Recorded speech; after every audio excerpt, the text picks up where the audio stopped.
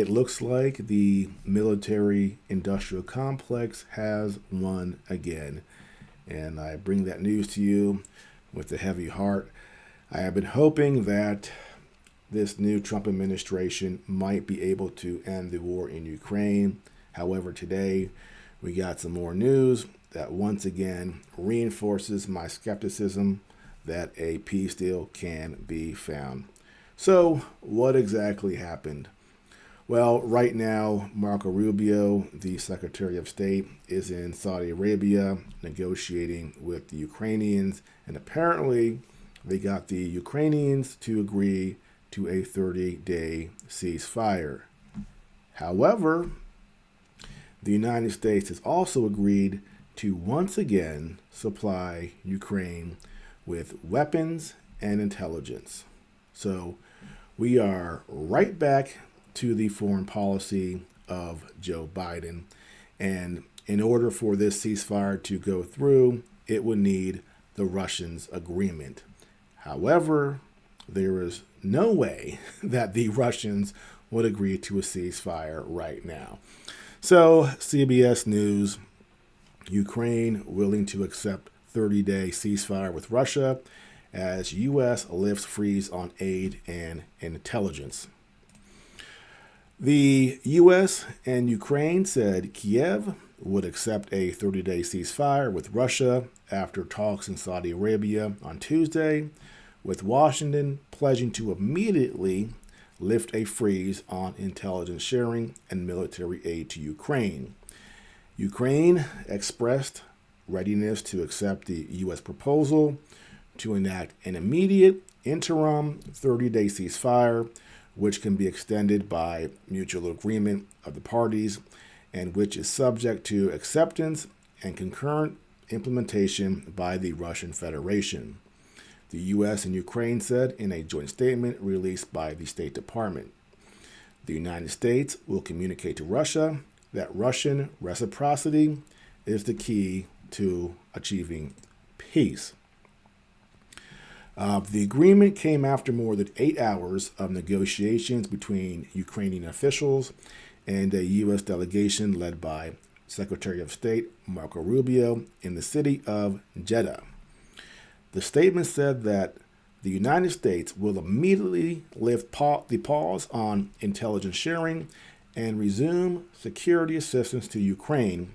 Both were frozen in the wake of the explosive meeting between Ukrainian leader Volodymyr Zelensky and President Trump at the White House on February 28th.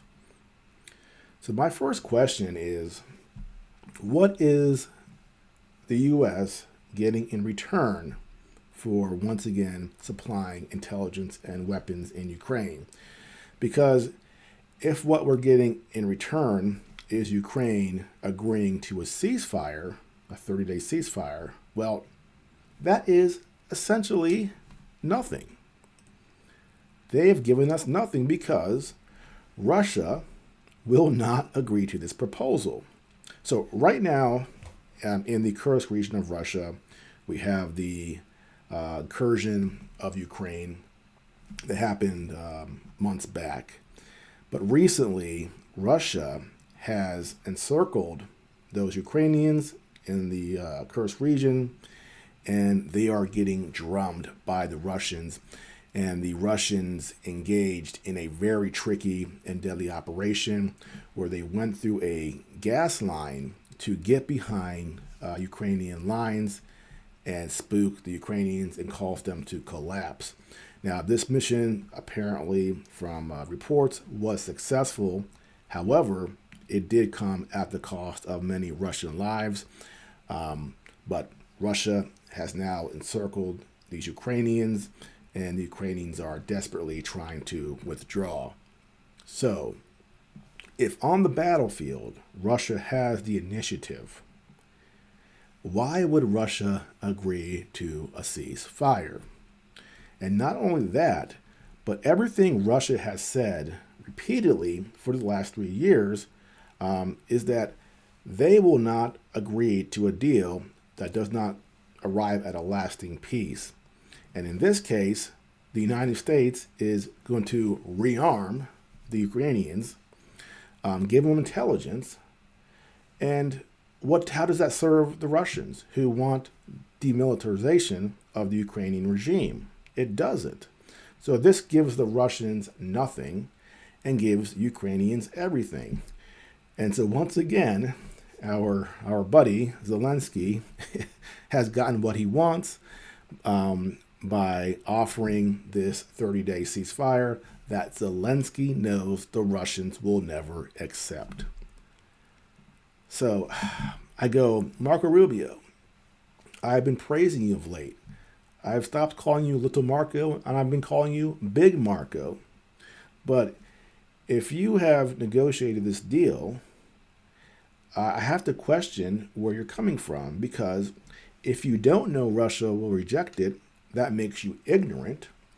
And if you do know that Russia will reject it, that means you are scheming and that you are going along with this ploy here for a specific reason. And I want to know what that reason is. So we're right back to square one, arming the Ukrainians, giving them weapons and intelligence. And so that means nothing has been achieved since Donald Trump became president on January 20th. And like I say in all my videos in the past, I'm always skeptical, or I'm very skeptical of this conflict coming to an end because it's so complex. You have great powers fighting this proxy war. And as I pointed out, proxy wars between great powers never usually end in a peace settlement.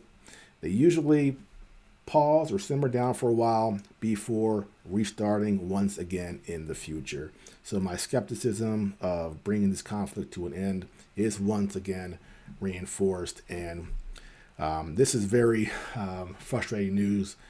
And the other part here is that for your layman, for your person who doesn't understand this conflict and how complicated it is, this may ostensibly seem like good news. Here we are offering the ceasefire. And so when Russia rejects it, these people are going to think, my God, Putin, once again, rejecting peace. This guy's a jerk. We offer him the ceasefire. And that's my fear, is that that's what we're doing here.